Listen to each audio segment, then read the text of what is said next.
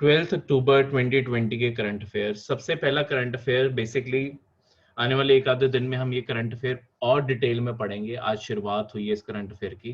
अब जैसे जैसे ये बढ़ेगा वैसे वैसे हम भी एक्चुअली डिटेल ज्यादा पढ़ते जाएंगे।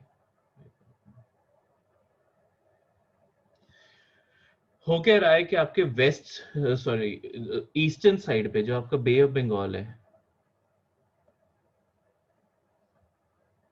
यहाँ पे डिप्रेशन बन रहा है। डिप्रेशन बनने का मतलब होता है कि आपका यहाँ पे लो प्रेशर एरिया बन रहा है। लो प्रेशर एरिया बनने का मतलब क्या होता है? हमने पढ़ा हुआ है पहले करंट अफेयर्स में। लो प्रेशर एरिया बनने का मतलब क्या होता है? Cyclone formation. Cyclone formation. अब धीरे धीरे साइक्लोन रूप लेना शुरू करेगा कुछ दिनों में। अभी तो फिलहाल साइक्लोन नहीं बना है, ठीक है, पर कुछ दिनों में अब साइक्लोन फॉर्म होना शुरू होगा।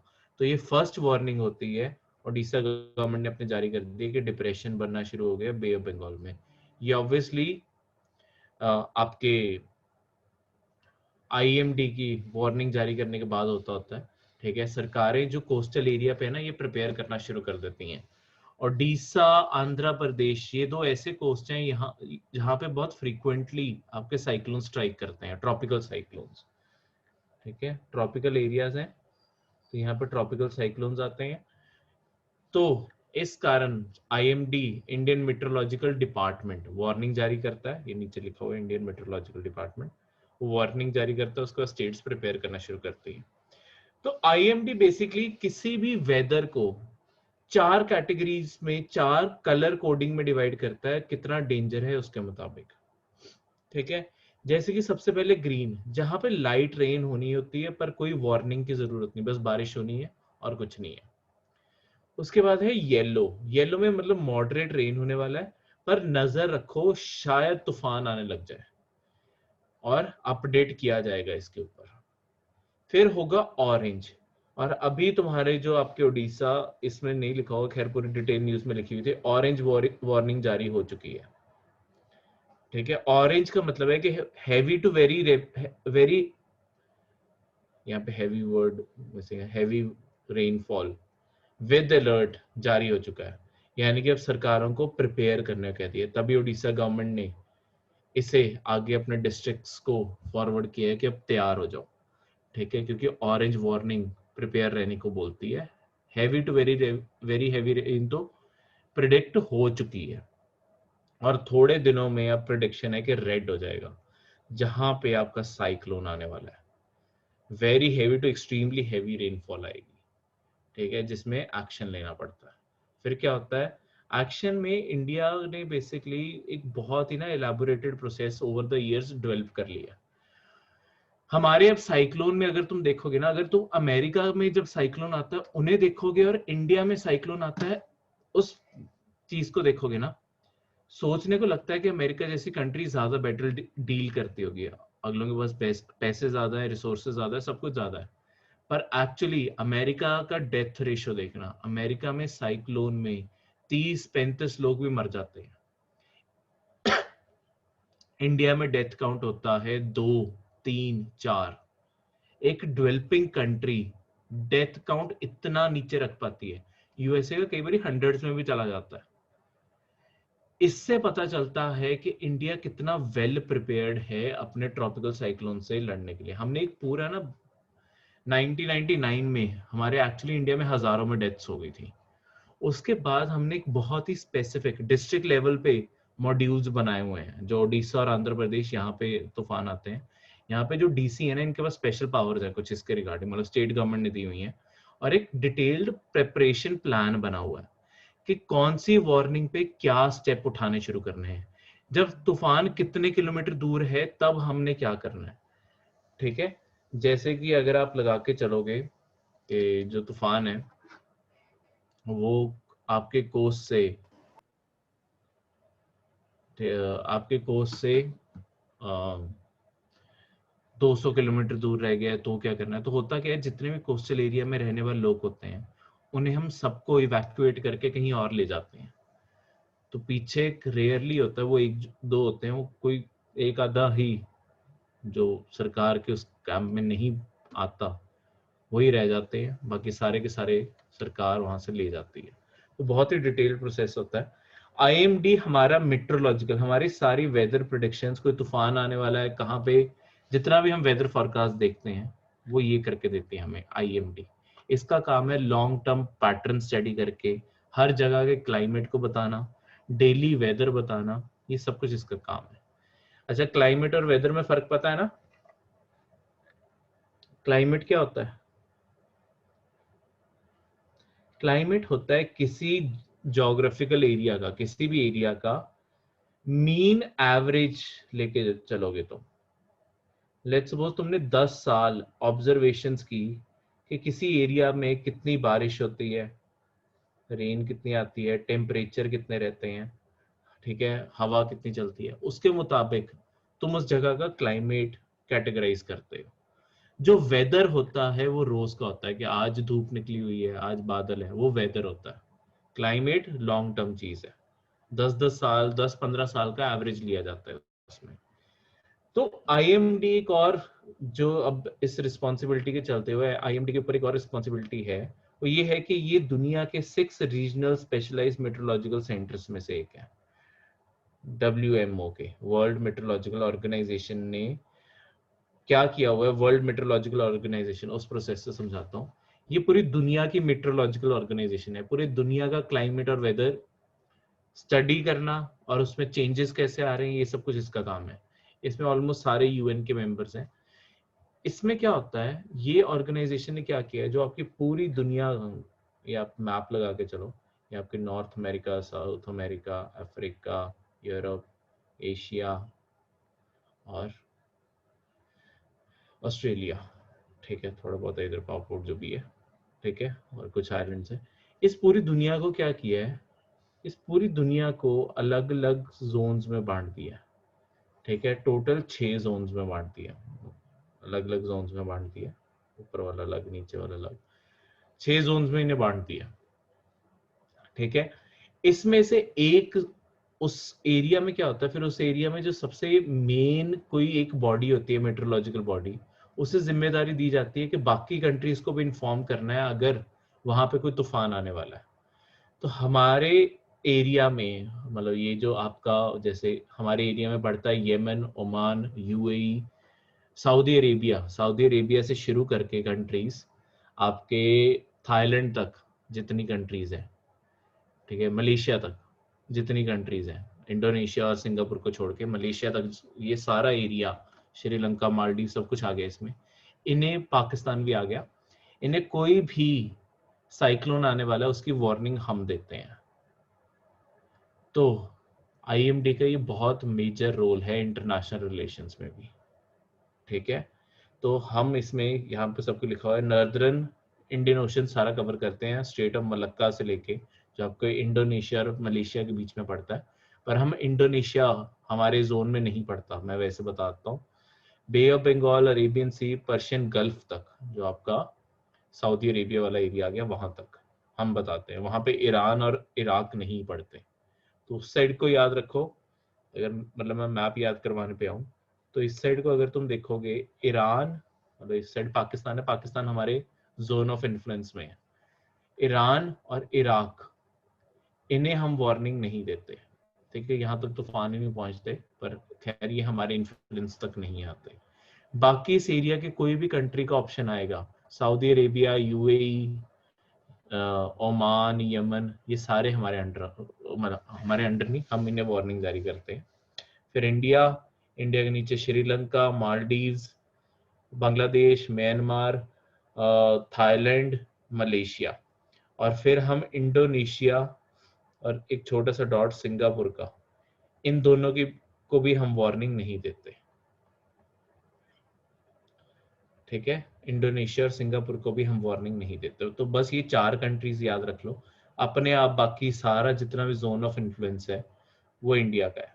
तो ऐसे एलिमिनेशन, मतलब कम चीजें याद करके हम इनडायरेक्टली ज्यादा चीजें याद कर लेते हैं।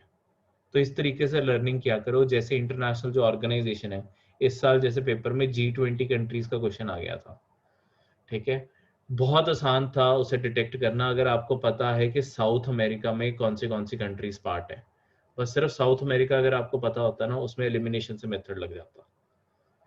तो जो कम होती हैं उन्हें याद कर लो, बाकी ऑप्शंस अपने आप सही निकल आते होते हैं। तो हमेशा लीस्ट वाले पे ध्यान देना होता है कि कम साइड कौन सी है। पेपर में देखो दो तरीके हैं पेपर में चीजें याद करने की, या तो सब कुछ याद कर लो, ठीक है, जैसे G20, अब G20 का मतलब ही ग्रुप ऑफ 20 नेशंस है, तो 20 के 20 देशों का नाम याद कर लो, या कुछ एरिया जहां पे मेंबर्स कम है वहां वाले जो मेंबर्स हैं सिर्फ अराउंड आपको 4 को याद करने पड़ेंगे, 4 या 5, बाकी सारे अपने आप एलिमिनेशन से ऑप्शन बाहर निकल जाते होते हैं, ठीक है। जैसे पता है यूरोप में तो मेन सारी कंट्रीज कवर हो जाएंगी, तो उन्हें फिर यूरोप सारा याद करने की जरूरत ही क्या है, तुम लीस्ट डेवलप्ड एरियाज में से ढूंढ के अपने आप करो। Next is blue flag tag. क्या है? देखो ये टैग ना आपके बीचेस से जुड़ा हुआ है, बीचेस से जुड़ा हुआ है। दूसरा आपके बीचेस के साथ जो मेरीन इकोसिस्टम है, पानी भी आ गया मतलब, उससे जुड़ा हुआ है। तो आपकी वहां पे लैंड भी और वहां पे जो पानी होगा वो भी, दोनों के लिए एक ब्लू फ्लैग टैग बनाया गया। करता क्या है बेसिकली, ये ऐसी जगहों की standard of quality, safety, environmental education, information, फिर जनरल एनवायरनमेंट मैनेजमेंट, ये सब कुछ कंसिडर करता है। आसान भाषा में समझाता हूँ। देखो जो आपके बीच का एरिया है, एक साइड पे लैंड आ गया, एक साइड पे सी आ गया, ठीक है, एक साइड पे लैंड आ गया, एक साइड पे सी आ गया। अब यहाँ तो आपके बीचेस, देखो बीचेस अट्रैक्टिव भी कब लगेंगी, जब ये बीचेस क्लीन होंगी, पानी भी साफ होगा, जमीन भी साफ होगी। ऐसा नहीं है कि यहाँ पे आपके कूड़ा जगह जगह गिरा पड़ा है और सी में कहीं ना कहीं पास से कोई सीवेज आके गिर रहा है, सारा पानी गंदा किया पड़ा है। जितना साफ होगी बीच, उतना टूरिज्म भी अट्रैक्ट होता है, ठीक है, उतना टूरिज्म भी बढ़ता है। दूसरा आपका इकोसिस्टम भी बेटर होता है, जानवर भी, प्लांट्स और एनिमल्स भी यहाँ पे बेटर जी पाते हैं। ब्लू फ्लैग टैग ऐसी ही चीजों को प्रमोट करने के लिए, ताकि आपके बीच के एरिया अच्छे बनाए जा सके। तो इसमें अल्टीमेटली है क्या, इसमें आपको एक ब्लू फ्लैग सर्टिफिकेशन उस बीच को मिलेगी फाउंडेशन ऑफ एनवायरमेंटल एजुकेशन की तरफ से। ये एक एनजीओ है दुनिया के लिए, दुनिया में काम करने वाली, जो यही काम करती है, बीचेस को सर्टिफिकेट जारी करती है ब्लू फ्लैग का। उसके बाद वो बीच वहां पे ना वो ब्लू फ्लैग लगा भी सकते हैं, बताने के लिए कि हाँ हमने ये अवार्ड जीता है। पर ये मिलता उन्हीं को है जहां पे एक सस्टेनेबल बोटिंग हो रही हो, टूरिज्म हो रहा हो, बीच और मेरीन लाइफ साफ हो, ये क्राइटेरिया। तो इससे हमें क्या पता चलता है, अगर आप किसी बीच घूमने जाओगे, अगर वहां पे ब्लू फ्लैग टैग लगा हुआ है, तो वो one of the best cleanest beach होगी, ठीक है, कोई गंद कोई चीज की शिकायत नहीं होगी वहां पे, ठीक है। ये सारी चीजें चेक करके ही ये टैग मिलता है। क्लियर है? तो इंडिया में टोटल अब तक 8 बीचेस को ये मिल चुका है, ठीक है। ये 8 बीचेस के नाम है। आपका आज का होमवर्क क्या है, आपको इंडिया का मैप लेना है और उसके ऊपर ये सारी बीचेस नेट पे सर्च करोगे ना, आप इनकी एग्जैक्ट लोकेशन आ जाएगी। ये सारी लोकेशन मार्क करके रखना है और टॉप पे लिख देना है ब्लू फ्लैग टैग की ये बीचेस है, ठीक है। तो इनकी लोकेशन आपने मार्क करके मैप पे फिल करनी है, ठीक है। स्टेट्स लिखी हुई हैं तो आपको एस्टिमेट करने में आसानी हो जाएगी। बस सर्च करोगे, मैप्स देखोगे, वहां पे डॉट आ रहा होगा, गूगल मैप पे चाहे सर्च कर लेना, डॉट आ रहा होगा। तो इंडिया का जहाँ पे जैसे कोई कर्व पड़ रहा है या कर्व के ऊपर आगे नीचे आगे, वैसे पूरा एग्जैक्ट करने की जरूरत नहीं, थोड़ा बहुत तो ऑब्वियसली ऊपर नीचे हर एक का मैप होता है, पर ऐसे हमने इस मैप वर्क से ये सारी 8 बीचेस याद कर लेनी है, ठीक है। इनके नाम और इनकी लोकेशन ये आप मैप में आज ड्रॉ करोगे, ये आपका काम है आज का, ठीक है। ये आपका इसके बाद का होमवर्क है।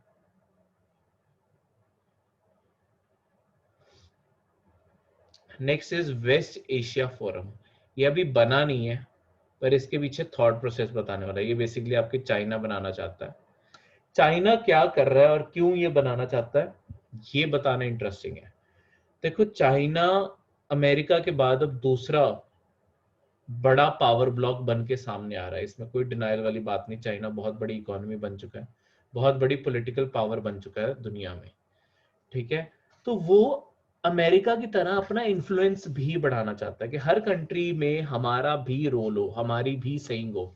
जैसे अमेरिका की दुनिया सुनती है, चाइना चाहता है अब हमारी भी सुनी जाए दुनिया में।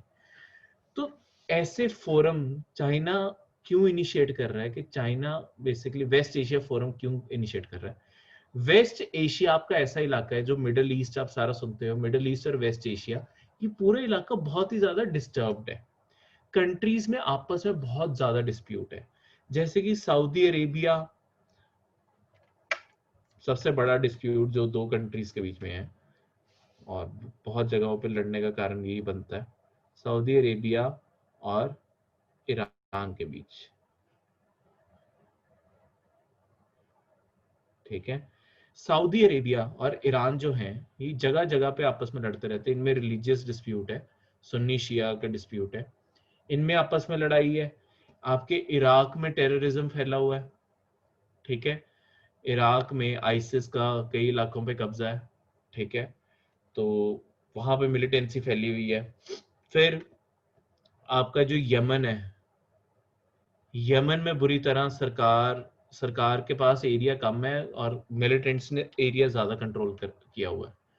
उसके बाद अगर आगे जाओगे तो जैसे लेबनान डिस्टर्ब हुआ पड़ा है आजकल, इजराइल की किसी से नहीं बनती।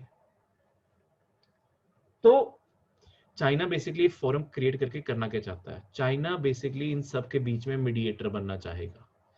जब वो मीडिएटर बनना चाहेगा, अभी जैसे इजराइल और यूएई का जो पैक्ट साइन हुआ, उसके बीच में बहुत बड़ा हाथ यूएसए का था। तो यूएसए कैसे इजराइल के डिस्प्यूट्स कम करवा रहा है, वो एक पावरफुल देश ही करवा सकता है। तो चाइना भी अपने आप को अब इस रोल में देखने लगा है कि हमें भी ये करना चाहिए, हमें भी ऐसे इन्फ्लुएंस करना जरूरी है सारे देशों को। तो जैसे कि आपके चाइना ईरान के अंदर अब रेलवे ट्रैक्स भी बनाने लगा है, ईरान के अंदर हमारे वाले पोर्ट जो हमने उनसे लिया हुआ था, ठीक है, शाबार पोर्ट, उसकी भी कुछ कंस्ट्रक्शन अब चाइना को जा रही है। तो काफी कुछ चाइना ईरान को ऑलरेडी इन्फ्लुएंस कर रहा है, ठीक है। तो चाइना अपना इन्फ्लुएंस बढ़ाने के लिए अब नया फोरम भी लेके आ रहा है, वेस्ट एशिया फोरम, जहाँ पे चाइना के साथ ये सारी कंट्रीज बैठा करेंगी, ठीक है। हुआ कुछ नहीं करेगा, टॉक शॉप ही है, पर इसके थ्रू चाइना एक फोरम पे जब सबको लेके आएगा, अपनी बात इन सब तक पहुंचाना उसे आसान हो जाएगा, ठीक है। फिर इन्वेस्टमेंट तो वो कर ही रहा है, उसके पास पैसा बहुत आ गया चाइना के पास, इस कारण ये सब कुछ ऐसे चल रहा है, ठीक है। क्लियर है। तो ये थे आपके आज के करंट अफेयर्स। किसी करंट अफेयर में कोई डाउट है तो पूछो। सर वो जो फर्स्ट वाला करंट अफेयर था, फर्स्ट वाला, उड़ीसा वाला। हाँ हाँ जी। जी, उड़ीसा वाला। उसमें हर साल ही ऑरेंज वाला होता है, फिर इस बार मतलब कोई स्पेशली ऑरेंज डिक्लेयर हुआ है? नहीं नहीं नहीं नहीं, ऑरेंज हर साल रेड, अभी तो रेड पे जाएगा, मतलब आने वाले दिनों में ये करंट अफेयर फिर से आने वाला है, ठीक है। इस कारण हमने आज सिर्फ कलर कोडिफिकेशन पढ़ी है, क्योंकि साइक्लोन कुछ दिनों में बनेगा। होता क्या है, जो आपके बे ऑफ बंगाल है, जो उड़ीसा के इलाके है ना, हर साल साइक्लोन आते ही आते हैं। साल में दो दो तीन तीन बारी भी आ जाते हैं उड़ीसा में साइक्लोन। तो इस कारण ये हर बारी वार्निंग जारी होती है। तो अभी हमने कलर कोडिंग पढ़ी है, इसके बाद हम एक आधे दिन में जब अब साइक्लोन जब बनना शुरू हो जाएगा, हम साइक्लोन भी पढ़ेंगे। ये बस, तो हमारी एक तरह से डेली बेसिस पे थोड़ी थोड़ी स्टडी हुई, हमने सारा एक साथ नहीं पढ़ा, तो ब्रेक डाउन हो गया, ठीक है। तो क्या आज के लिए थोड़ा पढ़ लिया, अब साइक्लोन एक आधे दिन में जब बन जाएगा, नहीं तो वही करंट अफेयर बार बार रिपीट करते रहो। आज तभी मैंने साइक्लोन नहीं डाला, साइक्लोन जिस दिन बन जाएगा उस दिन जाके हम उसे पढ़ेंगे, ठीक है। तो हर बारी सिर्फ ओडिशा को लेके नहीं, इंडिया में कहीं पे भी हैवी रेन आनी हो, वेरी हैवी रेन आनी हो, वहां पे यही कलर कोडिंग यूज की जाती है, ठीक है। तो इसमें कोई डाउट आज के करंट अफेयर्स में, और कोई डाउट? नहीं? तो ये थे आप, कोई डाउट तो नहीं है किसी का माइक ऑन हुआ? ठीक है, चलो ये थे आपके आज के करंट अफेयर्स।